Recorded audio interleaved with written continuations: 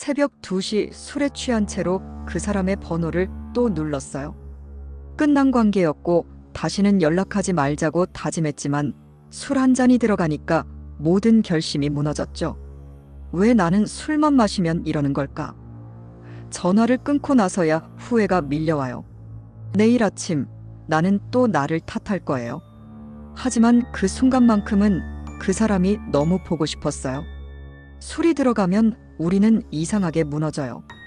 평소에는 꽁꽁 숨겨뒀던 감정들이 한꺼번에 올라오고 보고 싶다는 마음을 더 이상 참을 수가 없어요. 낮에는 괜찮았는데 밤이 되고 술이 들어가니까 그 사람의 목소리가 듣고 싶어지고 그 사람과 나눴던 대화들이 떠올라요. 지금 뭐해? 잘 지내? 라는 말을 하고 싶은데 그 말을 꺼내는 순간 내가 아직도 미련이 남았다는 걸 들키는 것 같아서 더 불안해요. 하지만 술은 그 불안을 잠시 지워줘요. 그래서 우리는 또 전화를 꺼는 거예요. 헤어진 사람에게 연락하는 건 술 때문만은 아니에요. 술은 단지 핑계일 뿐이에요. 우리가 정말 연락하고 싶었던 건 낮부터였어요. 출근길에도 점심시간에도 퇴근하고 집에 돌아와서도 그 사람 생각이 났어요. 하지만 낮에는 이성이 작동했죠. 안 돼, 연락하면 안 돼. 끝난 관계야. 다시 시작할 수도 없어. 그래서 참았어요. 문자를 쓰다가 지우고 전화번호를 눌렀다가 취소하고 SNS를 들어갔다가 황급히 나왔어요. 낮에 나는 그렇게 버텼어요. 그런데 술이 들어가니까 그 버팀목이 무너지는 거예요.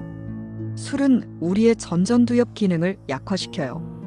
전전두엽은 이성적 판단, 충동 조절, 계획 수립을 담당하는 뇌의 영역이에요. 술을 마시면 이 부분이 억제되면서 우리는 평소보다 감정적이 되고 충동적이 되고 즉각적인 만족을 추구하게 돼요. 그래서 지금 당장 그 사람 목소리가 듣고 싶어라는 욕구를 참지 못하는 거예요. 낮에는 연락하면 안 되라는 이성이 작동했지만 밤에 술이 들어가면 지금 보고 싶어라는 감정만 남는 거죠. 게다가 술은 도파민 분비를 촉진시켜요. 도파민은 쾌락과 보상을 느끼게 하는 신경 전달 물질인데 헤어진 사람에게 연락한다는 생각만으로도 일시적인 쾌감을 주는 거예요. 그 사람이 받아줄지도 몰라, 다시 좋았던 시절로 돌아갈 수 있을지도 몰라라는 기대감이 도파민을 더 분비시키고 우리는 그 쾌감에 이끌려 전화를 거는 거예요. 하지만 여기에는 더 깊은 심리가 숨어 있어요. 우리가 술 마시고 연락하는 건 단순히 술 때문만이 아니라 안전한 거리두기 전략이기도 해요. 술은 일종의 방패가 돼요. 만약 상대가 차갑게 반응하거나 거절하면 나 술 먹어서 그랬어, 취해서 실수했어 라고 변명할 수 있거든요. 술이라는 핑계가 있으니까 진짜 내 마음을 숨길 수 있고 거절당해도 자존심을 지킬 수 있어요. 만약 낮에 멀쩡한 정신으로 너 보고 싶어라고 말했다가 거절당하면 그건 순수하게 내가 거절당하는 거잖아요. 하지만 술 마시고 한 말이라면 취해서 한 말로 포장할 수 있어요. 결국 우리는 술을 핑계로 진짜 마음을 조금씩 꺼내보는 거예요. 그리고 술 마신 밤에는 외로움이 더 증폭돼요. 낮에는 사람들과 함께 있고 일도 하고 뭔가 해야 할 일들이 있어서 외로움을 느낄 틈이 없어요. 하지만 밤이 되고 혼자 집에 돌아와서 술을 마시면 그 고요함 속에서 외로움이 밀려와요. 특히 함께 있었던 사람이 떠오르면 그 빈자리가 더 크게 느껴지죠. 예전에는 이 시간에 그 사람과 통화했었는데, 이 시간에 항상 같이 있었는데 라는 생각이 들면 그 사람이 없는 지금이 너무 공허하게 느껴져요.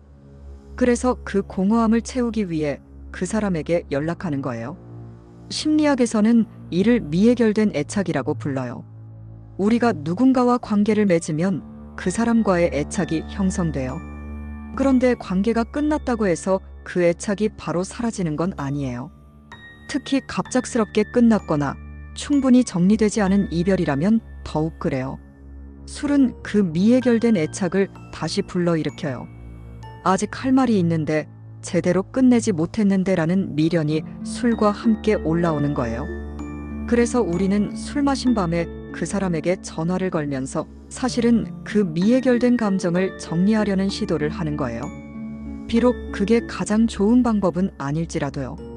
그런데 여기서 중요한 건 술 마시고 전화를 건다고 해서 그 미련이 해결되는 건 아니라는 거예요. 오히려 더 복잡해지죠. 상대가 받아주면 아직 나한테 마음이 있나? 라는 착각을 하게 되고 상대가 거절하면 상처만 더 깊어져요. 그리고 다음 날 아침 취기가 깨고 나면 후회가 밀려와요. 왜 그랬을까? 내가 왜 또 그랬을까라는 자책이 시작되고 나는 또 나를 무너뜨려요.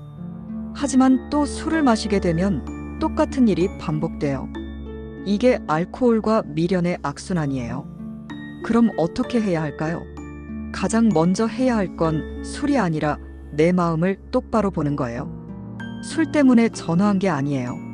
내가 보고 싶었던 거예요. 그 마음을 인정해야 해요. 나는 아직 그 사람이 보고 싶다. 미련이 남아있다. 이걸 인정하는 게 첫걸음이에요. 그 마음을 부정하거나 숨기려고 하면 그 감정은 술이라는 틈을 타서 계속 튀어나올 거예요. 하지만 그 마음을 인정하고 나면 그 다음 단계로 넘어갈 수 있어요. 보고 싶지만 연락하지 않을 거야. 왜냐하면 그게 나한테도 상대한테도 좋지 않으니까. 술 마실 때 전화를 막고 싶다면 물리적인 장치를 만들어 두는 것도 좋아요. 그 사람의 번호를 차단하거나 술 마시기 전에 친구에게 미리 말해두는 거예요. 오늘 술 마시는데 내가 그 사람한테 연락하려고 하면 말려줘. 혹은 술 마실 때 핸드폰을 친구에게 맡기는 것도 방법이에요. 물론 이게 근본적인 해결책은 아니지만 일단 그 순간의 충동을 막을 수는 있어요.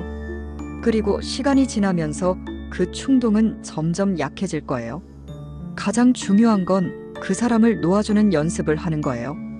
미련은 하루아침에 사라지지 않아요. 서서히, 천천히 흐려지는 거예요. 오늘은 술 마시고 전화하고 싶었지만 참았다면 그것만으로도 충분해요. 내일은 조금 덜 보고 싶을 거예요. 그렇게 하루하루 그 사람의 자리를 비워가는 거예요. 그 빈자리를 채우는 건 다른 사람이 아니라 나 자신이에요. 나를 사랑하고 나를 돌보고 나를 이해하는 시간들이 쌓이면 그 사람이 없는 밤도 괜찮아질 거예요. 술 마시고 전화하는 건 결국 아직 사랑하고 있다는 신호예요. 그리고 그 사랑이 아직 정리되지 않았다는 뜻이기도 하죠. 그 마음을 부끄러워할 필요는 없어요. 사랑했던 사람을 쉽게 잊을 수 있다면 그게 오히려 이상한 거예요. 하지만 그 사랑을 붙잡는 방법이 술 마시고 전화하는 거라면 그건 나를 더 힘들게 할 뿐이에요. 진짜 사랑은 상대를 괴롭히는 게 아니라 상대를 존중하는 거예요. 그리고 나를 괴롭히는 게 아니라 나를 존중하는 거예요. 오늘 밤 술을 마셔도 전화를 걸지 않았다면 축하해요. 당신은 한 걸음 앞으로 나아간 거예요. 그리고 만약 오늘 전화를 걸었다면 너무 자책하지 마세요. 내일 다시 시작하면 돼요. 중요한 건 포기하지 않는 거예요. 언젠가는 그 사람 생각 없이도 술을 마실 수 있는 날이 올 거예요. 그날까지 조금씩 나아가면 돼요. 사랑은 결국 나를 이해하는 감정이에요. 그리고 이별도 나를 이해하는 과정이에요. 이 콘텐츠가 당신의 마음에 닿았다면 구독과 좋아요로 함께 기록해주세요. 당신의 솔직한 감정이 누군가에게는 큰 위로가 됩니다.